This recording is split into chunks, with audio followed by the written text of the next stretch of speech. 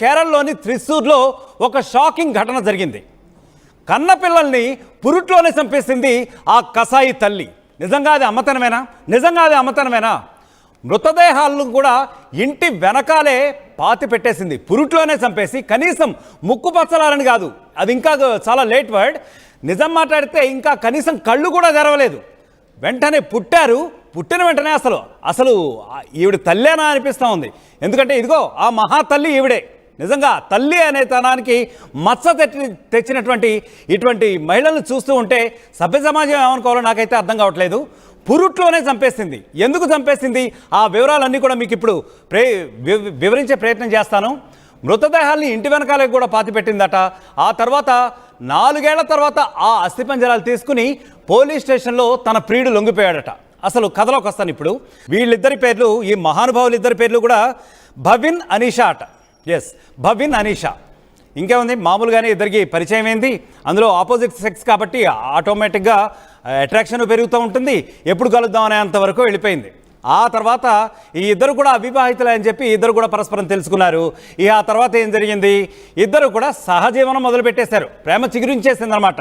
అవును మరి, ఎందుకంటే ఇట్లాంటి కర్కశ హృదయాల మధ్య ప్రేమ చిగురించింది. ఇది కూడా ఆశ్చర్యకరమైనటువంటి విషయమే. తర్వాత ఇద్దరి మధ్య ప్రేమ చిగురించింది. 2020లోనే ఇద్దరు కూడా కలిసి సహజీవనం మొదలుపెట్టారు. అంటే there was no legal process of getting married, simply they have started living together. సహజీవనం మొదలుపెట్టారు. ఇంకేముంది, సర్వసాధారణంగానే సహజ సిద్ధంగానే ఆ అమ్మాయి గర్భం దాల్చింది.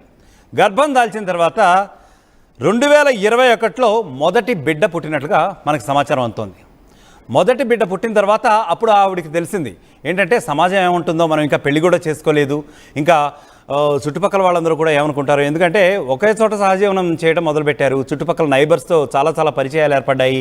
వీళ్ళందరూ కూడా ఏమంటారో, వీళ్ళకి అనుమానం వస్తుందేమో అని చెప్పేసి సహజీవనం చేస్తున్నాం, లివింగ్ రిలేషన్లో ఉన్నామని తెలుసు, అయినప్పటికీ పెళ్లి చేసుకోబోతున్నాం అని చెప్పి చుట్టుపక్కల వాళ్ళని వాళ్ళు నమ్మించారు. వాళ్ళిద్దరూ కూడా సమీప బంధువులే అని చెప్పి చెప్పారట. పెళ్లి చేసుకోబోతున్నాం త్వరలో. ఇట్లా కొంతకాలం, అంటే అఫ్కోర్స్ కొంతకాలం కాదనుకోండి, చాలా కాలం నుంచి ఒక 3-4 ఏళ్ళ పాటు నెట్టుకుంటూనే వచ్చారు. ఇక ఆ తర్వాత జరిగింది ఏంటంటే ఆమె గర్భం దాల్చింది. ఆ అమ్మాయి గర్భం దాల్చిన తర్వాత 2021లో మొదటి బిడ్డని కన్న తర్వాత మనం అసలే చుట్టుపక్కల వాళ్ళందరికీ కూడా పెళ్లి చేసుకోలేదని చెప్పాం.